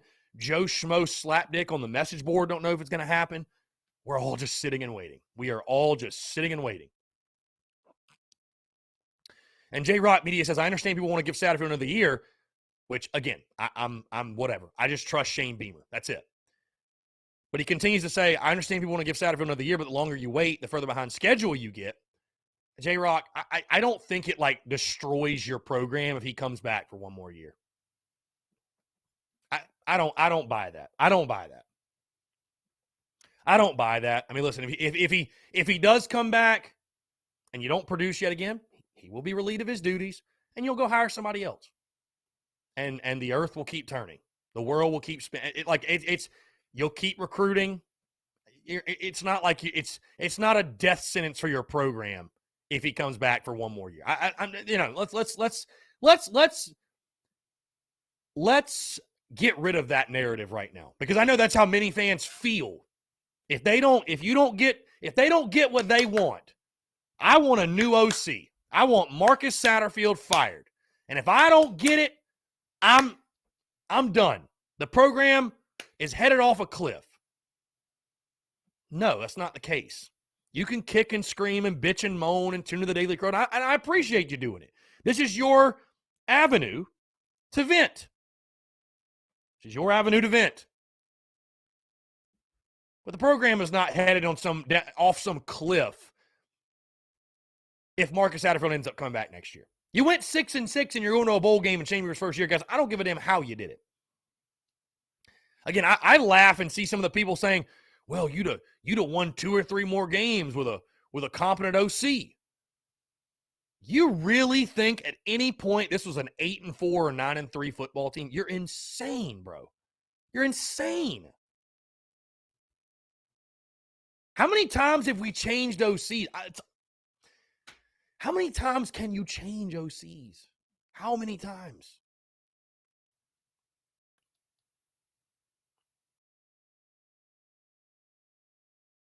Anyways, JB says, protecting Satterfield, the only guy outside of Torian Gray Beamer had a relationship with prior to the season, covering because he doesn't want to admit he made a mistake. It's okay. Everyone makes mistakes. Just own it and make the move.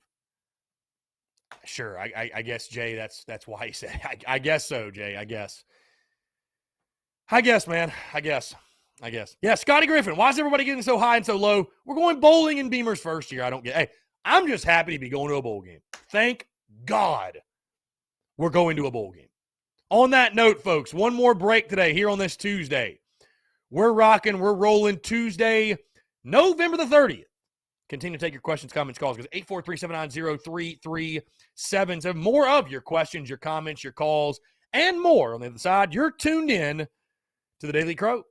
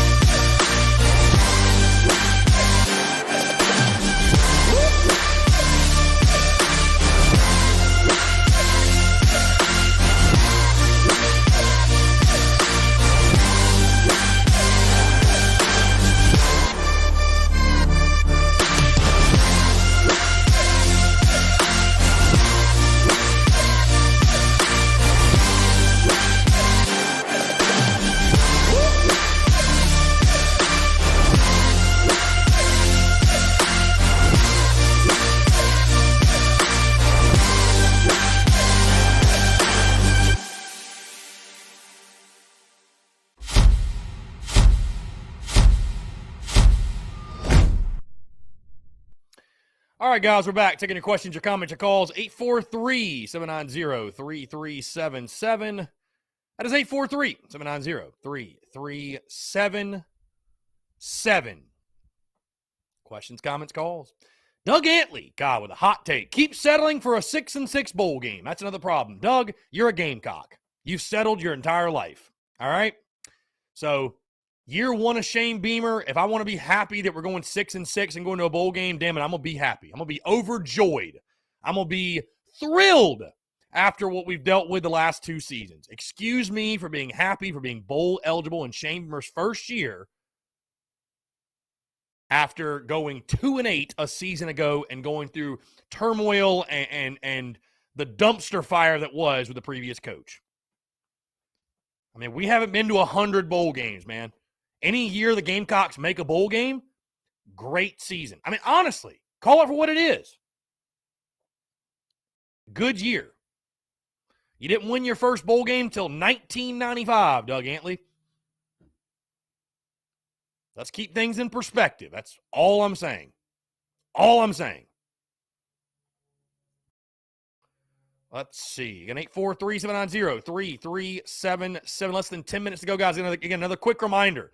In case you missed it yesterday, we've officially brought on our first TSUS athlete, Eric Stevenson, on the basketball team. We have released also Eric Stevenson-specific Shooter Shoot T-shirts and merchandise, hoodies, long sleeves, all that good stuff. Again, be sure to go support. It's going to support, of course, Eric Stevenson. This is an NIL thing. Going to be putting money in his pocket, so we can be sure to buy your Shooter Shoot merch today at tsus.store. Also, guys, be sure to stay tuned to Christmas specials upcoming also.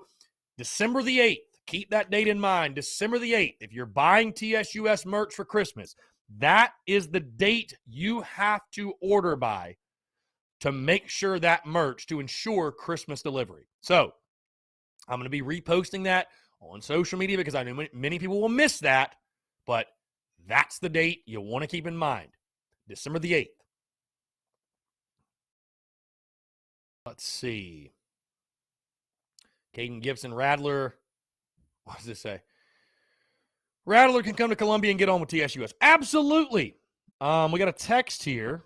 It says, will Eric Stevenson come on the show? Got to talk to him about that. I think we should be able to make that happen, though. We'll see. We'll see. We'll see. I'm not 110% sure yet. I think we can make that happen, though. Also says, Greg Atkins isn't the easiest coach to recruit to. We really need an O-line coach to recruit some highly ranked O-linemen. It'll make the offense more open. The work is going to show. Satterfield isn't going to run everything in the ground, and we know it.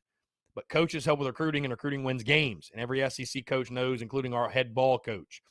Seeing the TSUS Twitter and the picture of all three of them probably isn't what we want, but hopefully it's what we need. All you can do is hope, my friend. All you can do is hope. Blaine Lee says we owe our bowling to the defense. Either way, Blaine, we're going to a bowl game. We are going. There's not a single Gamecock fan on the face of this earth that if I would have told you, hey, Shane Beamer's first season, you're going to go 6-6 with wins over Florida and Auburn, there ain't a Gamecock fan in existence that wouldn't have taken that. Not a single. Tell me you wouldn't have. Please, tell me you wouldn't have taken that. Tell me you wouldn't have. Tell me you wouldn't have taken that in year one.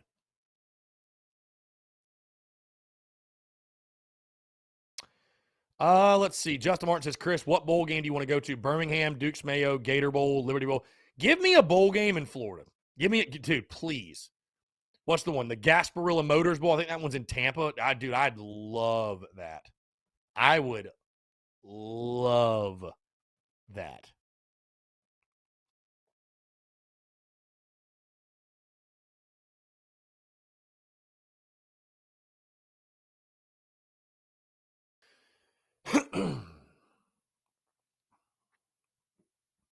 Dabo Swinney and Brent Venables were in Kansas today meeting with a committed linebacker.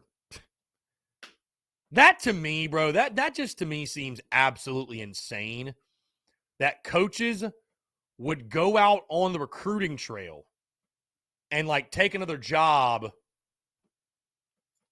in matter of moments. Like what happened with Brian Kelly. That just seems crazy, man. That seems crazy to me. Caden Gibson, Myrtle Beach Bowl versus Coastal. I'd take it. I don't think it's a realistic possibility, but I'd take it. Dude, any bowl game, I'm just happy. I'm happy. I'm planning on making the trip because, again, I've only got one bowl game experience to my credit, and it was in Charlotte against Virginia. So to say that I need another one is an understatement, for sure. To say I need another one is an understatement.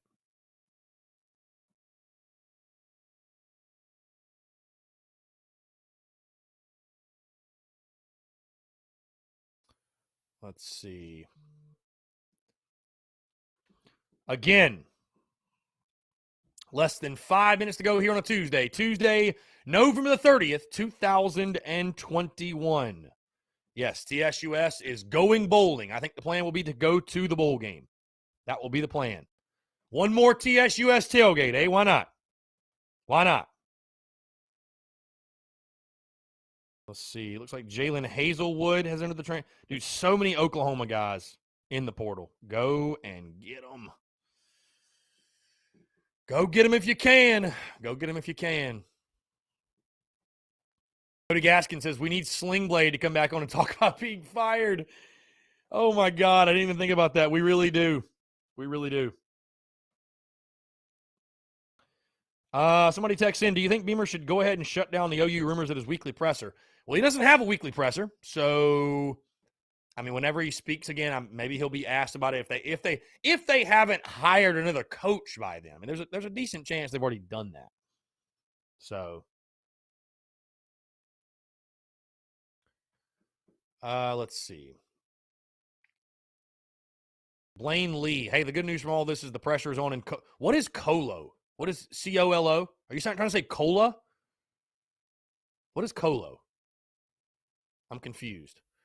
Travis says, just because we say 6-6 was a good year this year doesn't mean we are settling. Come on, people. Of course we want to win more. I mean, dude, every fan base in the country wants to go undefeated.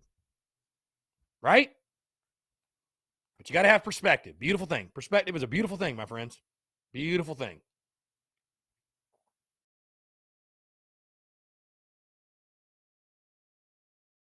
Ernest Harrison noticed Dabo was staying close to Brent, especially when he got near Oklahoma on the trip to Kansas. Again, guys, it's going to be a wild next couple weeks for sure. Wild next couple of weeks. So stuff's already started to hit the fan across college football, the transfer portal, recruiting, coaching staff changes, and it's going to be nuts, man. It's going to be absolutely nuts. John Gibbs says, do you actually think Venables would take the OU job? I mean, where there's smoke, John, where there's smoke. So, he hasn't taken a head coaching job to this point. Is this the one he wants? Is this the one he wants? Who knows? Maybe so. Maybe so. Maybe this is the one he wants. Blaine Lee says, I feel bad for Beamer's sleep schedule. Well, that's why you're getting paid the big bucks. That is why you were getting paid the big bucks. So, like I said, guys, it's going to be very, very, very, very interesting. Very interesting over the next couple days. You know what I mean? Like, it's just things are happening like that. So, going to be wild. Guys, in the meantime, be sure you check out the podcast that dropped this morning, episode 547. 547. Alex McGrath and I talking about the game that happened over the weekend. Also, a 2021 season review. I'll be giving a full season review later this week on the podcast. We'll do season review, grades, all that good stuff. Probably Friday. Yeah, I'm thinking definitely the Friday show is when we'll do that. But until then, check out the podcast that dropped this morning, guys. Podcast, Daily Crow, rolling all week. Of course, stay tuned to all the content.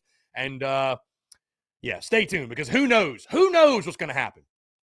College football at its finest. Folks, we've hit 2 o'clock and appreciate you all tuning in. Stay tuned to all the content. Check out tsus.store for all your merch. And until tomorrow, guys, y'all have a great rest of your Tuesday.